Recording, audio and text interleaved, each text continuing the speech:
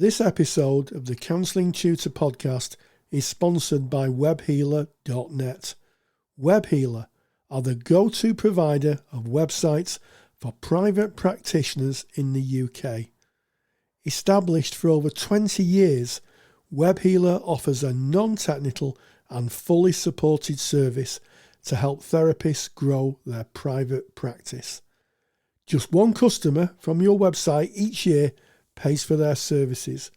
Go to webhealer.net and use coupon code CT100 for their £100 off their Do It For Me service. Welcome to the Counselling Tutor Podcast, the must-listen-to podcast for students of counselling and psychotherapy. Here are your hosts, Rory Lees-Oakes and Ken Kelly. Hi, I'm Rory, and with me, as always, is Ken. How are you doing, Ken? Exceptionally well, Rory. Thank you so much for asking. I'm really grateful to be here. It's episode 236 of the Counselling Tutor Podcast. We are so grateful that you've tuned in and joined us for this episode. 3 sections today, starting off with theory and practice, where we look at how hard theory presents itself in practice. Today, we're looking at the theory of conditions of worth. We then move on to practice partner, where we look at things that you might consider if starting up your own private practice, or if you're already in your own private practice, or even if you wish to just supplement your income by offering sessions in counselling or psychotherapy. And today is a follow-on from episode 235, where we started the discussion of business planning, what we might consider. So we're going to call it Business Planning 02. Number 2, Rory. Really creative thinking there from my side. And then we end today's episode with Practice Matters, where we look at an element of practice and what we may come across within our day-to-day running of a counselling or psychotherapy practice and who might come to see us. And Rory, today you interviewed an expert, that is Kel O'Neill, working with eating disorders. Yeah, absolutely, Ken. This isn't the to be missed interview. Kel is she's a world-renowned, I would say world-renowned person on eating disorders, and she gives us some information that is truly startling, and that we need to hear. So, a plea from me: please stay to the end of this podcast. It's such an informative interview, and I think anybody in the world of counselling and psychotherapy who's, maybe working with people with eating disorders really needs to hear what she said. Thank you, Rory. So let's start episode 236, as we do, with looking at how theory impacts in our practice. And the theory we're going to be looking and how that impacts in practice today is conditions of worth, Rory. Yes, and as Ken alluded to in episode 235, we spoke about introjected values. So in this episode 236, we're talking of conditions of worth, and the two things go together. And conditions of worth is effectively how you're told what you're worth emotionally. And again, it really does speak to childhood experience. And Roger's, again, working in the Rochester Children's Home, Children's Society Prevention of Cruelty to Children, in his very, very first formalised practice, would have seen children who'd had, cared for children who'd had conditions of worth put on. They'd been told that they're, I don't want to be too triggering for people, worthless or useless or even worse. And people believe that because we believe what our caregivers tell us. And I think that is something that comes up in the therapy room a lot. And here's the thing, Ken, it's not just, childhood experience. I've worked with plenty of adults who've had very bad relationships with partners who have taken away conditions of worth. They've been told hundreds of things that aren't true about them. They've been abused and gaslighted. And as a therapist, you work with this diminished self of a person who believes that they are who they are because of what other people have said to them and told them they are. And part of a therapist's work is to help that person find out who they are And sometimes I think to call out those conditions of worth. Yeah. I know in my practice, Ken, I've had people who've said, "Oh, I've been called stupid," and I would say, "Well, you're not stupid." I would call that out, because I think part of the therapist's work is to role model and sometimes do some what's called respectful reparenting, where you're giving that, as Roger said, that soil of a different kind. You're helping to grow that person again in a more healthy way. And I think it comes down again to rebirth, to help them be reborn in the person they are, to shed off other people's views of them, and to see those views for what they are, and to find that love for self. Yeah, I like it. Conditions of worth is an interesting one for me. So as a base theory, you've already described what that looks like, Rory, beautifully. It's kind of when we value, or society values somebody's worth based on something external, and it's easy to see if you watch a running race, then the person who comes first is maybe valued more than the other runners because they won that race. There is a condition of worth, and which is reinforced by culture and society, because that person will stand a little bit higher on the podium than the person who came second and third. They will get a gold medal that says you're a little bit better than the person who came second, who gets a silver one. And my goodness, Rory, if you come third, you get a bronze one. And it's just the culture. Our culture reinforces this kind of system of placing one person or valuing them above somebody else. And it's when that is taken on by an individual, by a client that we might see, and that they believe that, and that they see their world from that position. And it can be either side. So you spoke about a client who may come in and consider themselves stupid. And how can that happen? Well, they may get that message through their childhood. They may get it from their siblings. They may get it through their friends, and they take that on.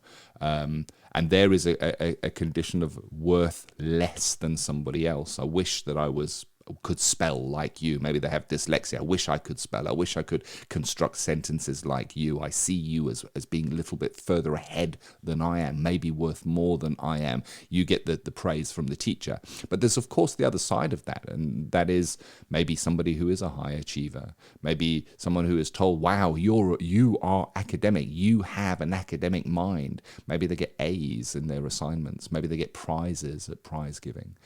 They get to go up on stage. Maybe the teachers go, wow, you're a really hard worker. You're top of the class. Maybe their parents say, I'm so proud of you. You're doing so well in your academics. And this person might take that condition of worth. I am worth more when I am excelling, when I'm ahead of everybody else. That's when I get this praise. That's when I get all of the people crowding around me telling me that I'm okay, that I'm worth more. And of course, we all go through life, and eventually we're going to hit life parts that we maybe don't excel at, maybe that we can fail at.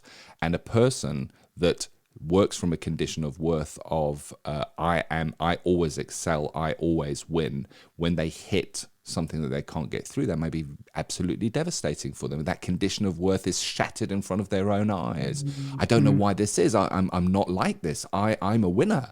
I get through these things. I don't have depression. I don't, you might see that kind of a presentation.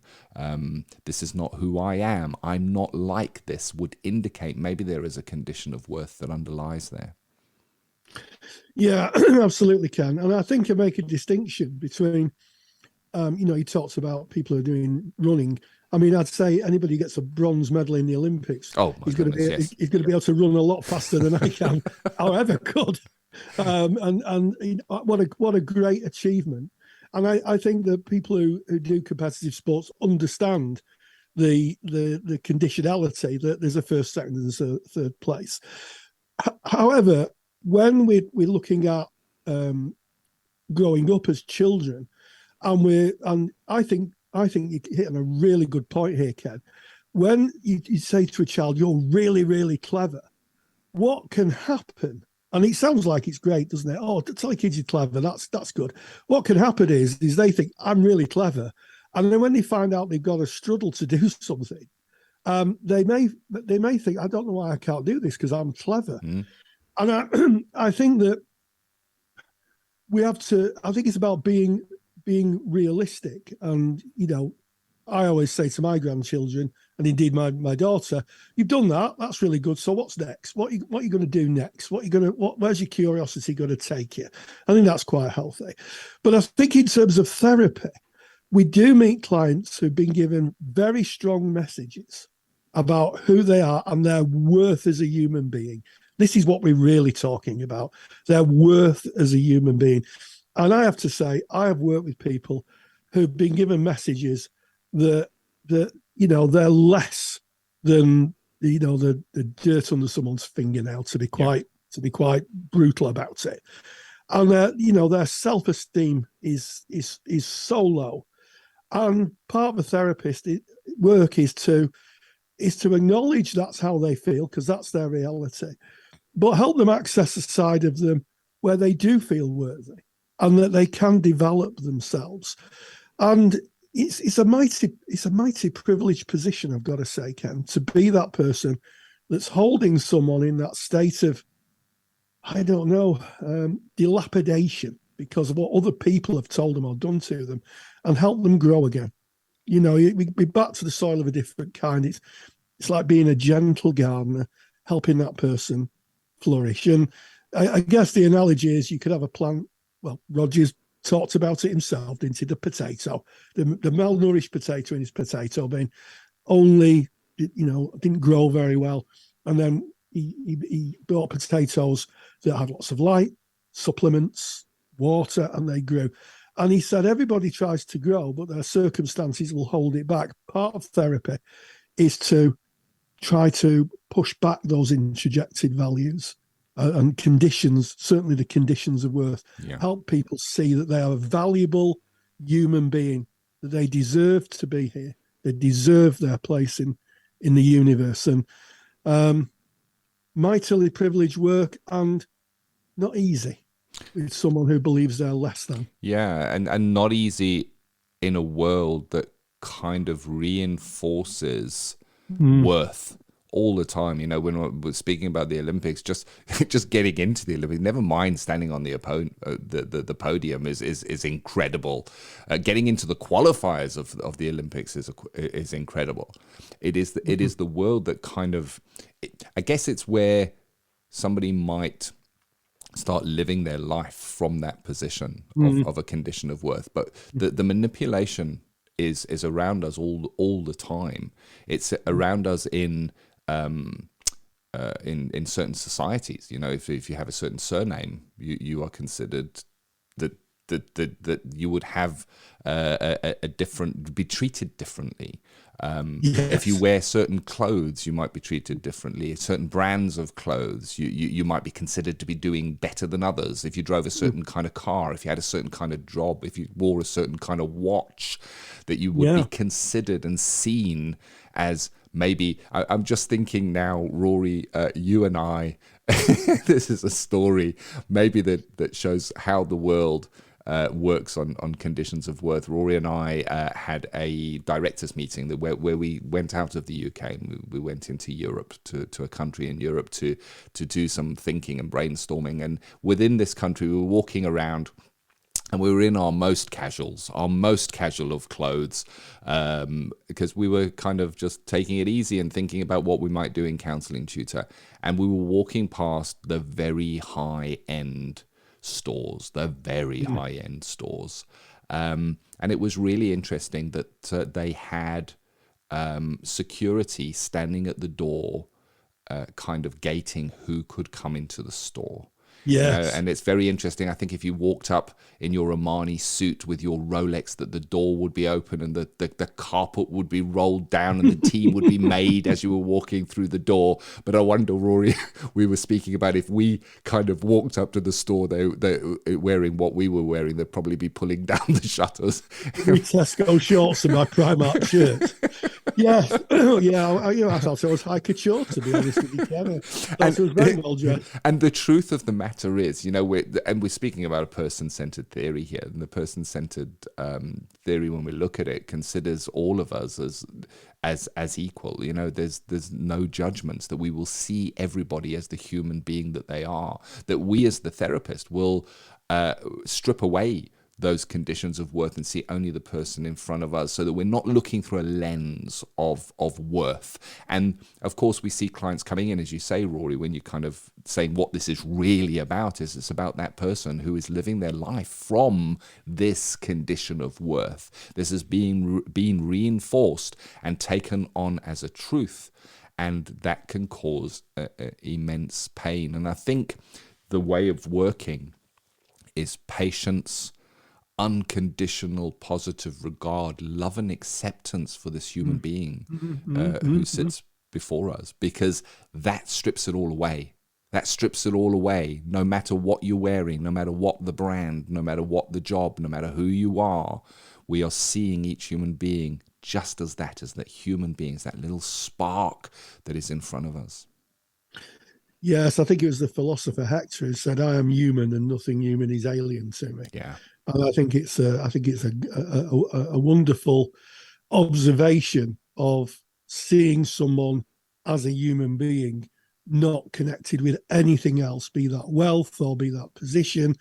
They're just another human being, and that's what I think therapists should do. And we've talked about turning up at the jewelers with my Armani top of my Primark top and my Tesco shorts. But there is another aspect to it. Some people do well and they become wealthy, but they have pain as well. Yeah. And sometimes, I think that it's easy to dismiss that and say, well, you're all right, you've got loads of money. But emotional pain, loss, bereavement, self-esteem, it transcends the kind of wealth and status, because it's a human condition. The clue is the word human. So I think we have to be thoughtful that human pain is universal, and conditions of worth, cut two ways. I've known people who've been lovely people who just happen to be quite wealthy, and they've come in for quite a lot of stick. Yeah. The blame of the world lands on their shoulders because they just happen to have done well in life. But I think from a therapeutic, we talk about theory and practice. You're absolutely right, Ken. It's meeting the client where they are, meeting them as a human being, and also helping them see who they really are. Because the theory would say, and there's not just person-centered theory, but a lot of other theories would say, that people know who they are. And that's what we call a phenomenological idea. There was a theorist called John Schleen, who was a student of Rogers, who said, everybody knows everything. There may be denials, cover-ups, lapses of memory, but we are the ultimate source. In other words, we know ultimately who we are. And with help, we can be who we want to be. And, I think that's the art of therapy. There's a lot of talk about science in therapy and research, but the art of the work lives in that reconstruction, regeneration of a person to be who they are, to live their lives by their own view of themselves, not others. It's interesting. I'm glad that you put conditions of worth after introjected values, which you can listen to in our last episode. They do go hand in hand together. And we were speaking in the last episode about, it's sometimes the growth isn't about dropping stuff. It's about recognizing what is not real and shedding it off, smashing the truths that we hold and going, that's not my truth. That's what the advertising world has sold me, or what the messages that we get. It's when we value, I am worth more if, or I'm worth less if. There we're talking about condition of worth. In other words, the worth of that individual is conditional. And however that is kind of whatever the catalyst that started that in their life, it is the person who lives from that. I am worth more if I can't lose my job because I'm worth less, or I need to get that promotion because it'll mean I'm worth more. It's when you live your life from that I'm worth more if I'm worth less if perspective, where in reality that human being is worth the same no matter what, and we see them through the eyes of the same no matter what. That is that unconditional, listen to that, unconditional positive regard. So if you take conditions of worth, it's got the condition in it, conditional. It's conditional worth. And we're talking about unconditional positive regard. So it's kind of the antidote, the one cancelling out the other, which is great, a great way of being to present in that situation, Rory.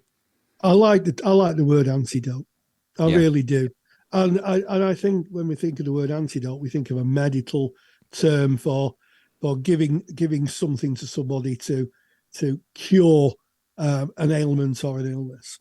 But I think that the necessary and sufficient conditions, certainly empathy, congruence, unconditional positive regard, as an antidote, are massively powerful for those people we meet who haven't been given that, who have been given messages that are destructive and toxic and have cut them down.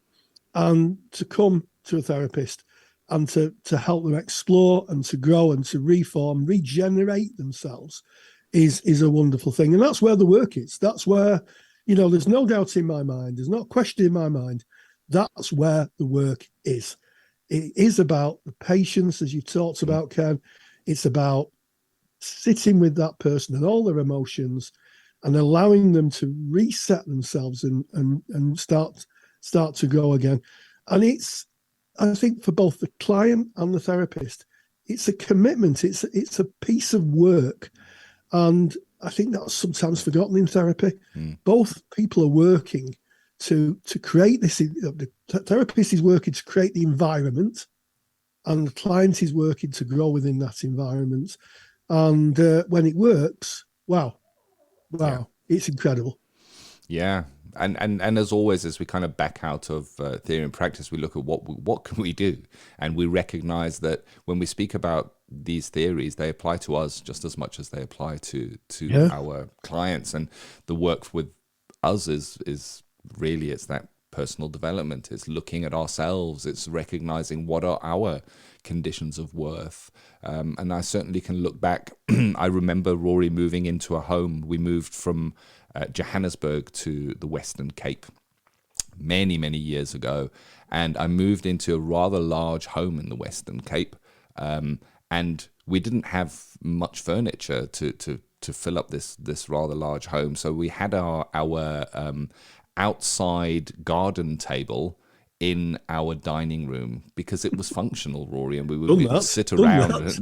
We would sit around on chairs at this outside table, but it was very weather worn, and the wood was peeling off and all of that kind of stuff. And I remember a neighbor from across the road coming in to welcome us to the area, and they came in and they brought a little casserole or whatever it was. And I remember the lady, when she walked into our home, she says, "Where's all your furniture?"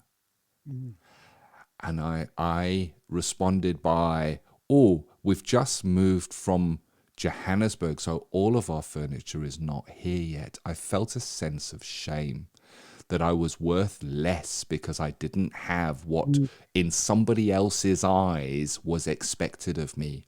And then, Rory, I set about compensating for that. What was my priority? It was to buy furniture. Why? So that I could settle that dis-ease within myself, so that I could be worthy of this big house that I just moved into. And I was acting from a condition of worth more if I surround myself with the right furniture. I look back now, we live a very minimalist lifestyle, and the more we strip off and we drop, the more of myself I find. It's that constant personal development, recognizing those conditions of worth within ourselves, how we act within our lives, the brands we buy. It's just a great topic, and I'm very grateful that you brought it, Rory. Yes, and you're absolutely right. Conditions of worth. I guess in the 50s, Rogers was talking about childhood experience, but as we move into a more commercial age where we're pressurized, I call it the "you're worth it" generation. You buy this because you're worth it. I think it's all around us that you can't escape it. You defined sometimes people think or people define themselves by possessions and status, and actually it's about who you are. It's character that I think people remember more than the possessions you own. Theory to Practice is proudly sponsored by CounsellingSkillsAcademy.com. I'm Ken Kelly, and I've got a real burning passion for counselling skills. I've built training that takes the doubt out of using counselling skills. You get to see the counselling skills used in real live sessions by a qualified therapist. Full sessions, real material, real counselling skills. To find out more, go to CounsellingSkillsAcademy.com. So moving now on to Practice Partner. Last week, in episode 235, we started the discussion on business planning, and today we look at Business Plan Part 2, Rory. And what we're doing here is we're kind of demystifying the business plan. Business plans don't have to be a boring download a form from the internet and get kind of overwhelmed by it. It can be a fun, it can be a creative experience, because at the end of the day, you're thinking about you're thinking about your practice, you're thinking about the clients that you may want to see. You're just writing that down, and we have some more questions that you might consider when you're putting together your business plan. And I'd like to start off, Rory, with your working hours. And again, I think we touched on this last time, that your working hours are not just the sessions that you do. It is the administration of running your business. It is if you're traveling, it is the time to, and it is the time from, and the writing of the notes, the going for supervision, the time that you might need to spend responding to inquiries, replying to emails, replying to telephone inquiries, for example. So there's a lot to consider there, and it's worth writing that down and kind of thinking, what might that look like? Do you want to offer concessions or a sliding scale? So that would be about you and your valuing system. How might your fee structure look? And then would you offer various fees, and what might that look like? And you don't have to say, this is the price that I'm going to do that at. At the business stage session, you might go, that is something I do want to offer. I do want to offer a student rate. I do want to offer a concession rate for those that come to me. And then, and I think this is an important one, Rory, and I know I'm going to bat over to you when I kind of ask this question. Who are your clients?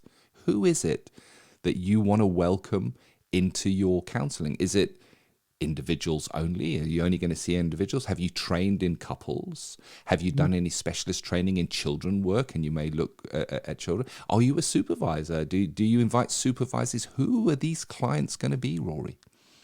I think that's a really good point. I think that, in our profession, certainly specialisation is becoming more the norm now. I see a lot of therapist websites that specialise in working with children, or working with couples, or working with trauma, or working with the LGBTQ plus community, or working with relationship issues. And I think that there's an expectation that if you offer that, you should be trained in it, or be competent in it. And it is sitting and wondering who your customers are, who you're going to aim your messaging at. And it struck me the other day that there's a kind of a wide range of people who will pay. And I myself and my wife went out for a nice lunch in Cheshire. We parked up in this. Cheshire is quite an affluent area near where I live in the north of England, for those maybe listening in the world. And we went and had a nice lunch. And I noticed there was hosts of expensive cars. I mean, there's Bentleys and Porsches and Ferraris and, And I thought, well, maybe if I was setting up a practice here, I may charge more because people are clearly more wealthy.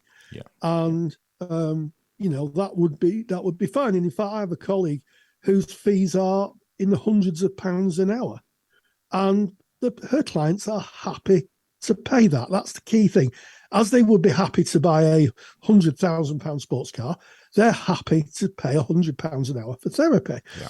Where I live, the cars are somewhat older, and people would not want to couldn't afford to pay that. They may be able to pay £40 or £50 an hour. So it's really thinking about who you're going to serve and how many hours you've got to work to make money that will keep you to pay your bills. And one of the things that I found out the hard way, Ken, was that I set my fees up and I thought, this is great. So I've got my fees set up. Great. Clients were happy. I was happy. And it was only when I was driving back from my practice, I realized I was actually working for half price because I was charging a fee per hour, but it took me half an hour to get to my practice and half an hour to drive home. Now, that's fine if I had clients back to back, if I booked 6 clients.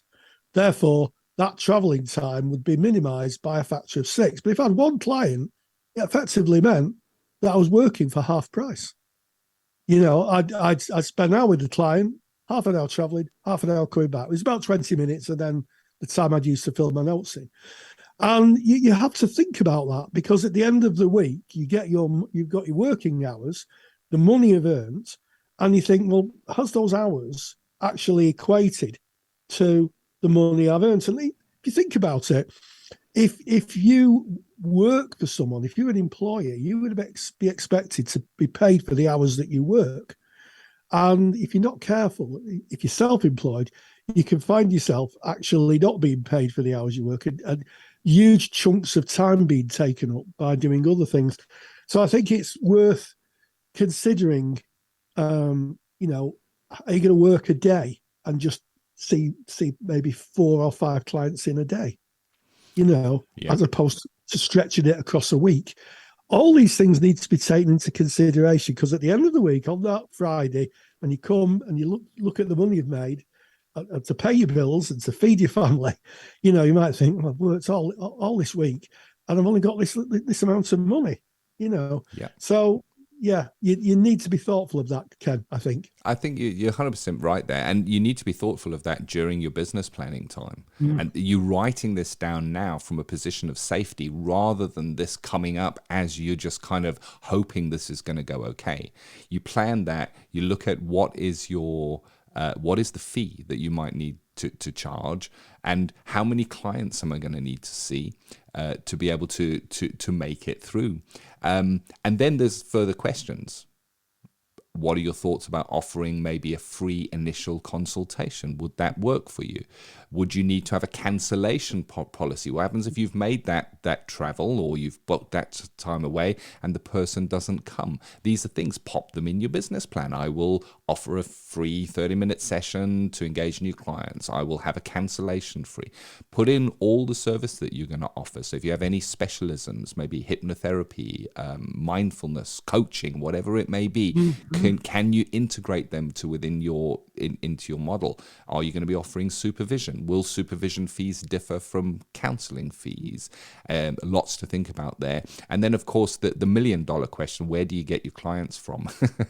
And you don't have to be specific. You don't have to be specific here, but have a think about it. Will it be for referrals? Will it be from, I don't know, maybe you'll do a day, a week, working at a medical center with the understanding that maybe when people are referring through that they were offered your paid service as well if they don't want to join the waiting list. What does that look like? Just an idea in your business plan.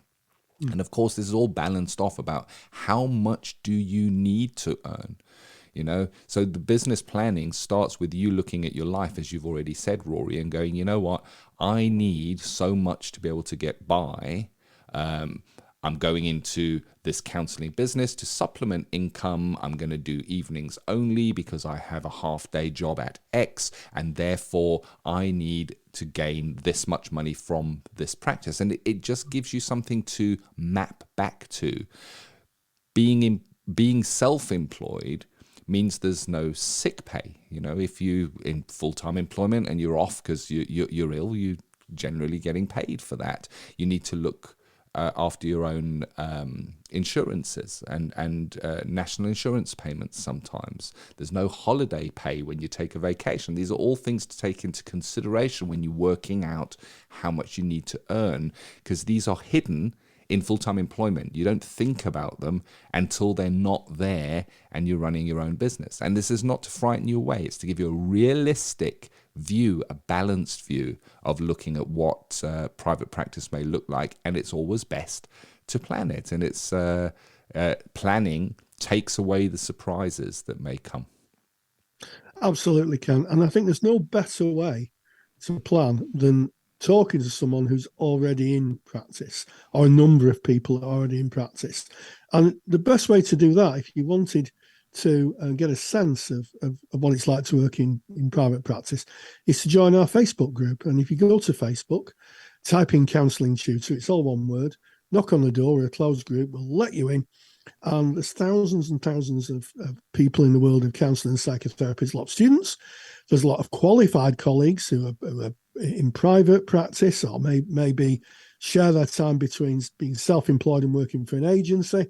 And just ask those questions, and I'll give you the answers. And I'll pick up on things like, planning for the times where you won't have any clients, Christmas, holiday seasons, and what do you do at Christmas? Well, in my first year as a private practitioner, effectively, come the end of November, that was it. Yep. It was just the phone didn't ring. Clients said they'd see me after Christmas. And that was it. And luckily enough, I'd done enough research to understand that was the case. And it was interesting because I worked at a practice where there was a CBT therapist that I spoke to, and there's a couple of other different forms of therapists. They offered different, more holistic approaches to things. And they all said that, come the end of November, it was quiet. And then come middle of January, the phone rang off the hook. So, you have to plan for that. And I think just, partnering up or talking to someone who's already in private practice gives you a really good indication. And it's going to vary from area to area. It may be in my area that was the case. It may be in another area it wasn't.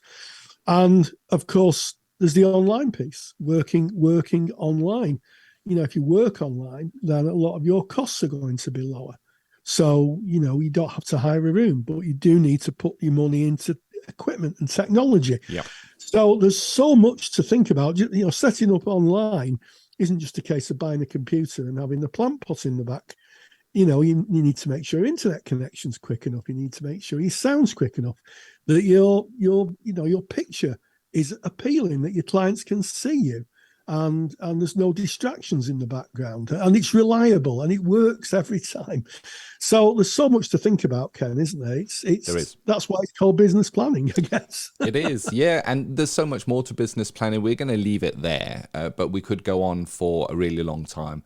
I'll share again that Counselling Tutor is in the process of building out a short course on going into private practice, and we'll share more details with you when that becomes available. But for today, we're going to leave it there with a practice partner, because we need to get on to practice matters, Rory. Why? Because practice does matter, doesn't it?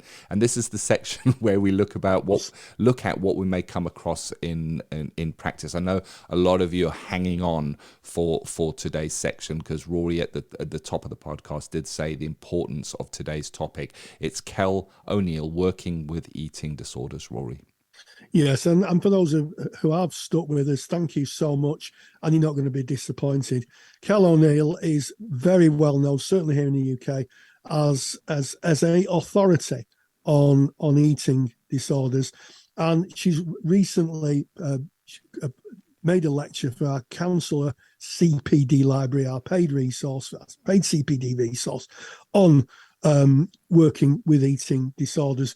But in this interview, she outlines what eating disorders are and some really, really interesting facts about what the impact of eating disorders. So I think without further ado, we'll go straight over to Cal and see what she has to say.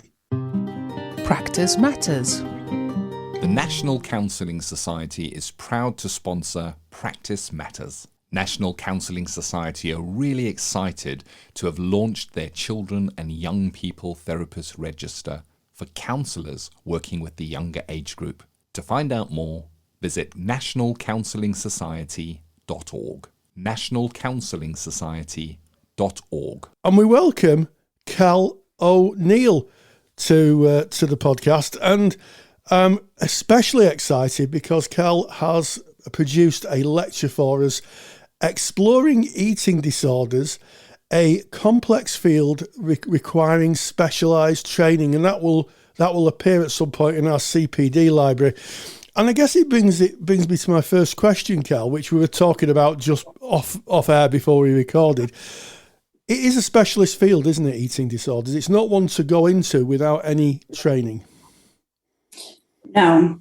And I guess we're in a difficult place in the field with that because the specialist training is pretty limited at this point. But the reality of working with eating disorders is the risk is exceptionally high.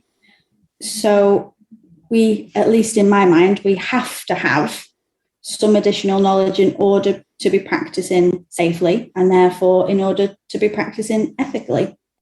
Yes, absolutely. And you were saying before we actually pressed the record button that there's some quite alarming statistics about the cohort of clients that we may see with eating disorders, certainly around suicide and just general medical conditions.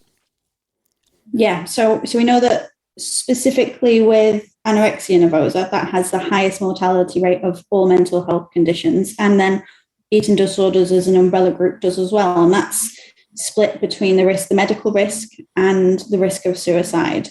And even the risk of suicide is elevated in comparison to even maybe what we might consider terms that we would use in the acute severe mental illness bracket, like schizophrenia. Eating disorder suicide rates are significantly higher than those.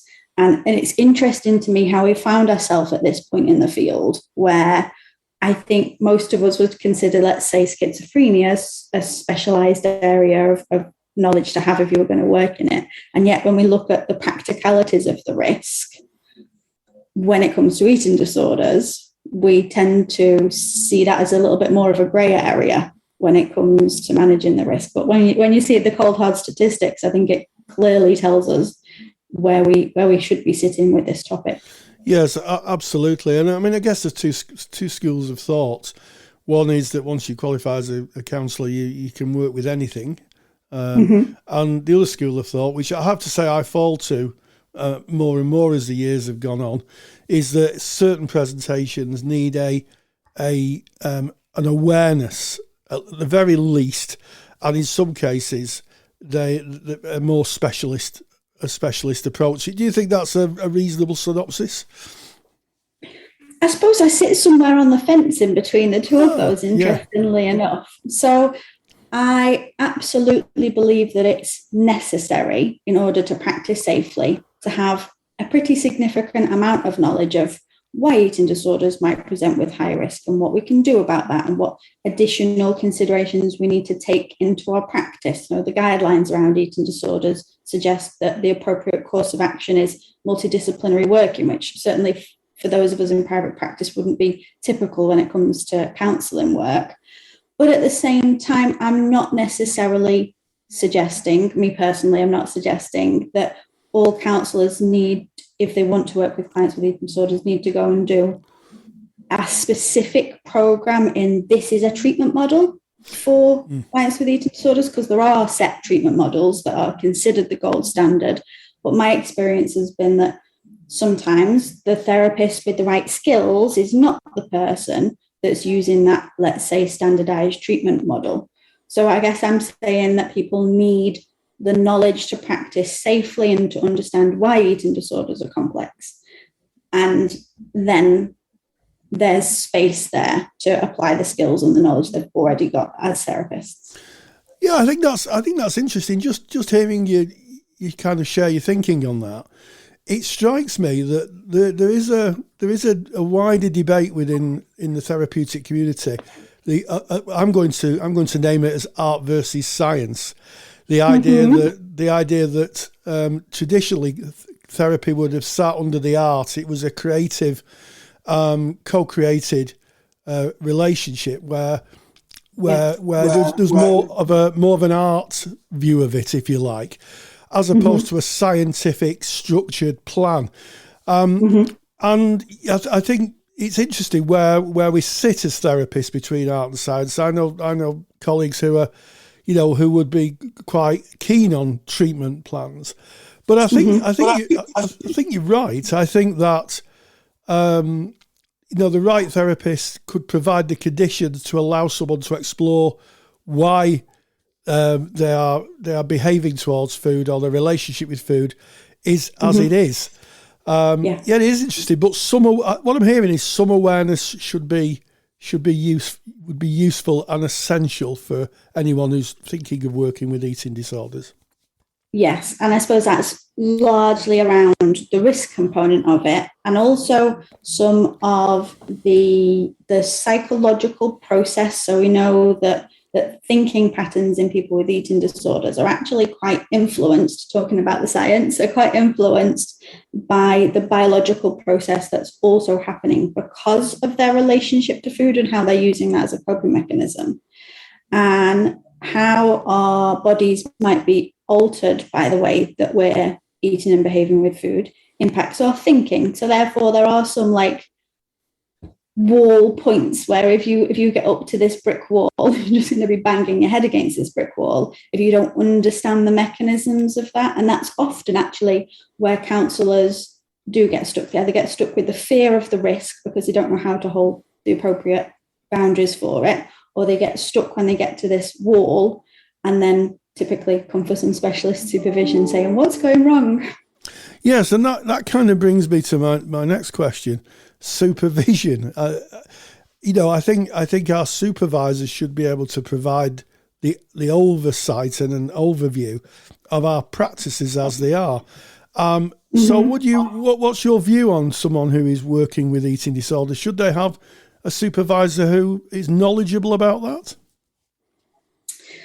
That's a good question, because my instinct to answer to that was to say yes. And I offer supervision, and 90% of the supervision that I offer is specialist, quote unquote, specialist supervision on an ad hoc basis. So for people who've got their regular supervision, but have found themselves maybe working with a client or some clients with eating disorders and want some additional knowledge base as part of their supervision, want some extra holding for that.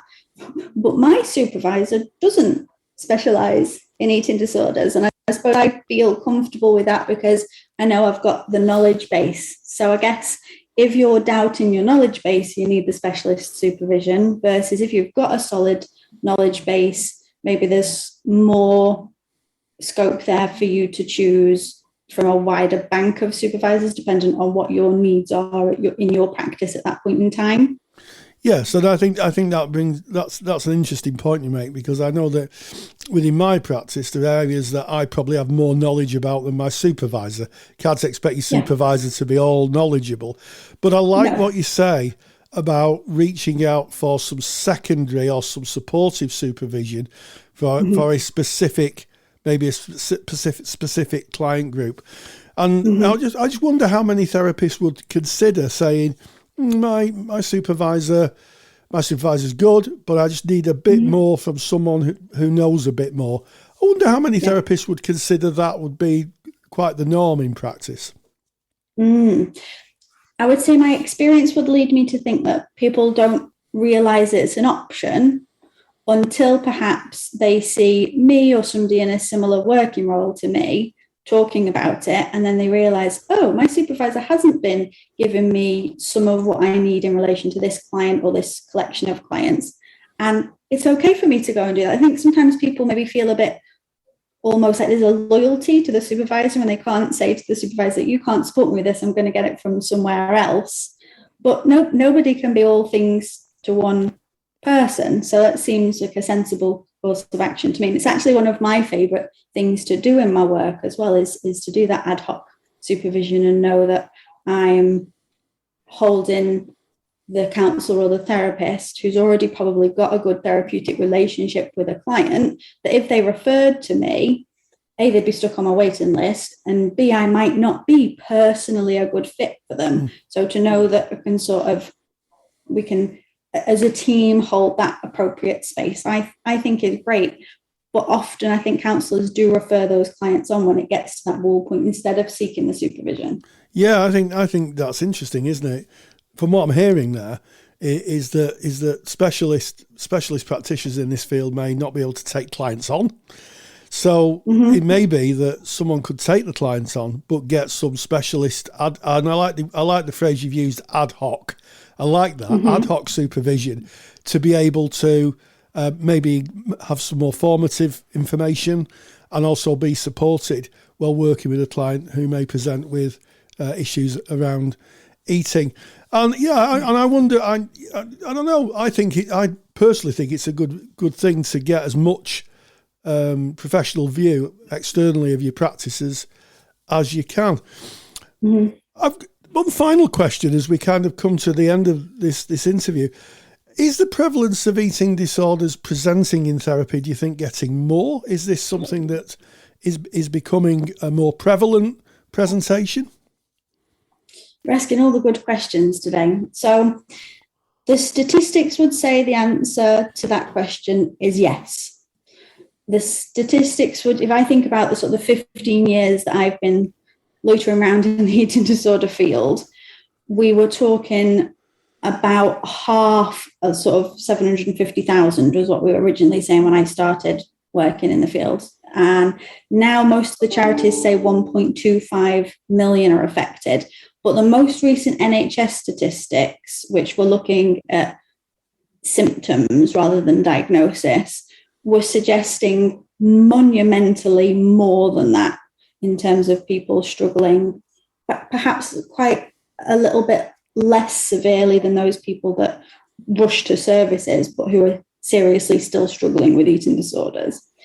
And then on top of that research came out just before the pandemic. So on top of that, we've had the pandemic, which seems to, in everybody I've spoken to's experience, led to more people presenting for therapy and people getting sicker faster as well. And so I've never had a waiting list like this before. And I've never been in a situation that if I had a waiting list, there wasn't another therapist I could pass a client on to. But we're talking months and months and months and months of waiting lists now if you're looking for an eating disorder specialist. So whether counsellors like it or not, and whether a couple of years ago they might have said I'd pass those clients on to somebody, the reality is now, absolutely, counsellors are going to be seeing more people with eating disorders, because otherwise those people are going to be left with no support, sat on waiting lists for months and months on end. And I guess that's why it's become even more important to educate people who perhaps wouldn't want to ever consider themselves a specialist in eating disorders enough that they can hold space for some clients with eating disorders. Well, I think that is a very poignant way to end this interview. Kel O'Neill's lecture, which will be in the CPD library, entitled Exploring Eating Disorders, a complex field requiring specialised training, will be available. I'm sure it'll be enlightening to those people who now will realise that eating disorders are more prevalent than perhaps we once thought.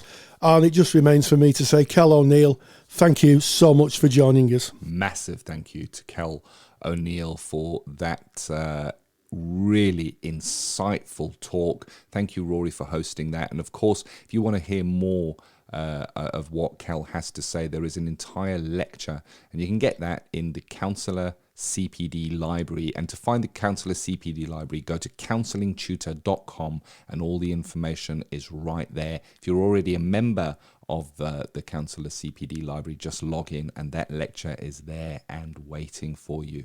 Rory, it has been episode 236 of the Counselling Tutor Podcast.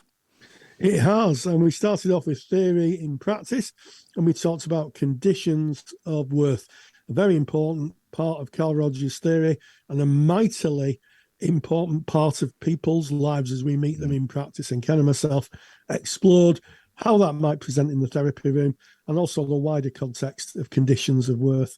Then we went on to the practice partner session where we talked about business planning, our second part of business planning, and we talked about working out your hours, your fees, the practicalities of working for yourself, being a self-employed therapist. And finally, the much waited for interview with Kel O'Neill, talking about working with eating disorders, and a really good link to this fabulous lecture she's produced for the Counsellor CPD Library.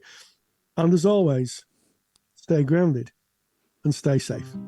If you're a qualified counsellor or psychotherapist, then why not check out the Counselor CPD Library? Stay current with your CPD requirements with over 150 hours of academically rigorous, on-demand lectures you can stream to your device.